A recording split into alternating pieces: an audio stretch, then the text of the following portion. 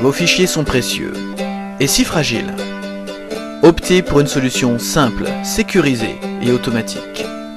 Neobi vous garantit la sauvegarde de vos fichiers à partir de 5 € par mois. Neobi.com.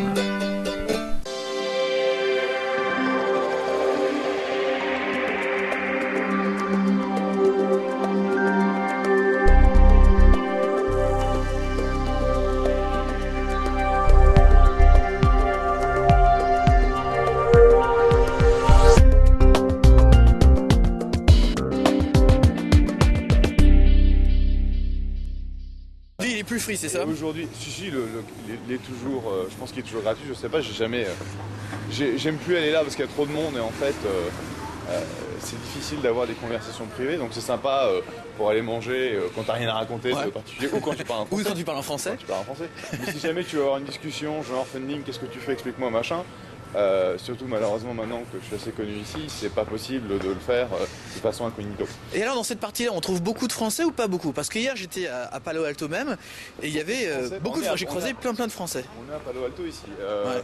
Bah je crois qu'on est quoi? On est 80 000? Sur le El Camino, j'ai croisé que des Français. Sur El Camino, t'as croisé que des Français? Bah t'as eu de la chance parce qu'il n'y en a pas tant que ça quand même.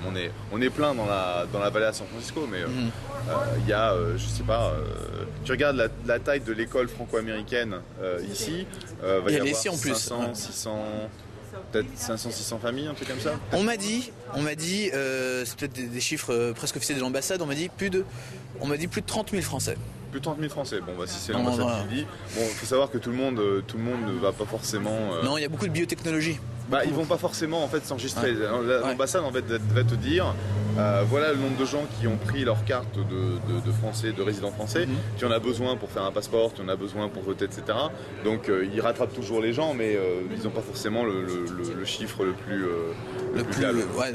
Mais c'est vrai qu'il y a pas mal de Français qui ont enfin, il y a beaucoup de Toi, Français depuis qui que ont tu es là, tu trouves qu'il y en a plus qu'avant, qu'il y en a que ça se résorbe un petit peu? il y en a plus qui sont revenus.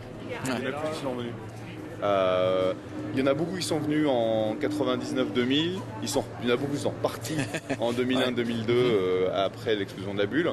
Et puis là, c'est vrai qu'on commence à avoir un retour. Je ne veux pas dire un flux continu de retour, mais c'est vrai que les inscriptions à l'école sont les plus fortes depuis des années. C'est un bon baromètre, ça. Et donc c'est un très bon baromètre.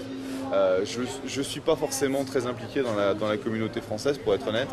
Donc C'est que ça t'intéresse pas ou c'est juste que toi-même tu es déjà très impliqué dans la communauté tout court? Bah oui, ici, en fait si tu veux, je suis français, je le renie pas, mais bon bah je travaille. Tu travailles ici, voilà. Je travaille avec des boîtes américaines.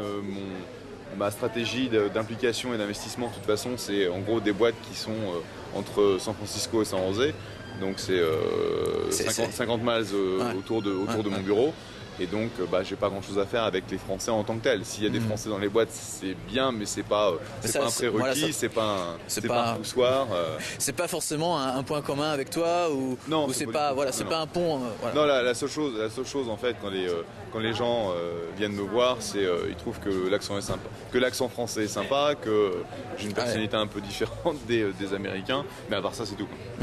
Et donc là, on est devant Coupa Café, donc c'est ce café qui est devenu maintenant un des endroits de la Silicon Valley où la cantine de la Silicon Valley. Oh, c'est pas vraiment la cantine de la Silicon Valley. Il y a 2 ou 3 restaurants comme ça où les VC vont aller retrouver en fait les entrepreneurs.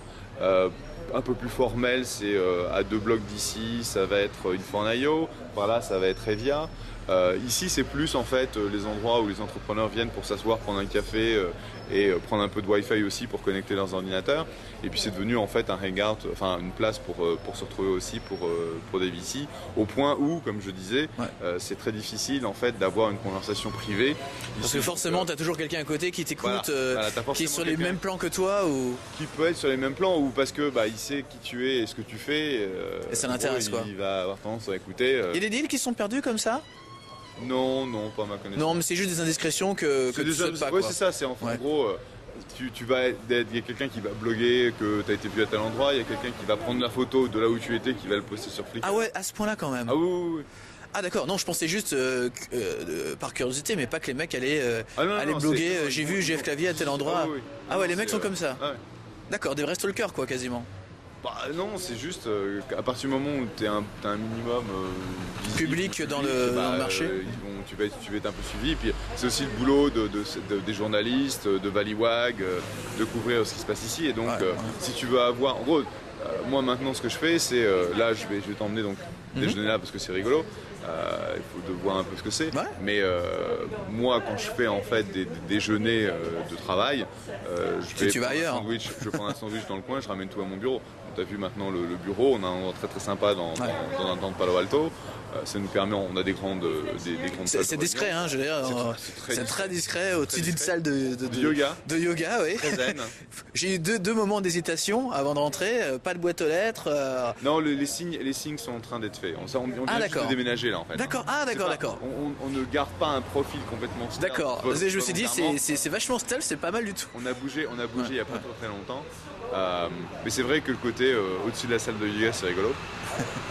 Et donc, ça nous permet en fait de faire des rendez-vous où on est tranquille, où il n'y a personne qui nous embête. Puis le cadre est sympa ici, t'as tout à pied là. T'es pas sur les grandes avenues où tu dois prendre ta caisse dès que tu veux, un sandwich. Voilà, c'est pour ça en fait. On était à Menlo Park pendant un peu moins d'un an, et puis dès qu'on a eu l'opportunité de revenir sur Palo Alto, on l'a prise parce que franchement c'est très sympa.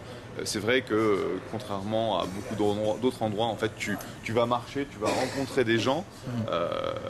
On a le Facebook qui est juste à côté de chez nous, donc on les voit assez souvent. On passera devant leur bureau. Il y a pas mal de VC qui sont ici aussi. Les VC de Sandhill descendent sur Palo Alto pour leur déjeuner. Donc c'est sympa.